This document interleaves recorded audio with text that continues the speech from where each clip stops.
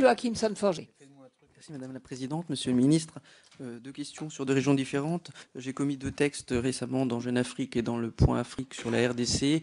Je voulais avoir l'avis du gouvernement, l'avis du ministre des Affaires étrangères français sur le respect des accords de la Saint-Sylvestre par le président Kabila, sur la tenue du calendrier électoral et alors que l'heure du dépôt des listes approche, pour le respect des candidatures diverses et variées, le retour des opposants au pays.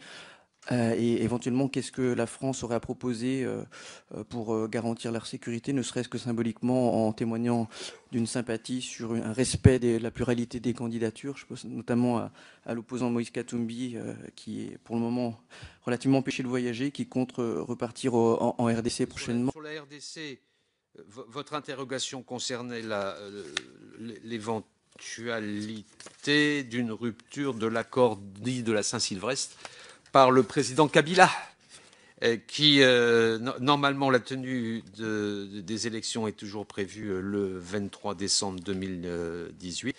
Elles auraient dû avoir lieu auparavant, mais l'accord de la Saint-Sylvestre a pu aboutir à ce report. Nous sommes très vigilants sur la tenue réelle de ces élections et le fait que le président Kabila respecte complètement la Constitution et donc ne se représente pas à ces élections, puisque la logique doit être celle-là.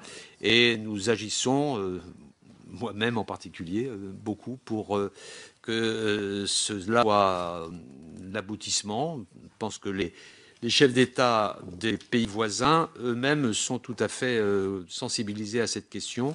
Et j'ai évoqué la question de la RDC quand je me suis rendu en Angola, quand je suis rendu au Congo-Brazzaville, puis à Addis Abeba il y a quelques jours, au siège de l'Union africaine, parce que c'est tout à fait essentiel pour le respect des droits de l'homme et pour faire en sorte que ce pays trouve un processus démocratique pérenne et pacifié.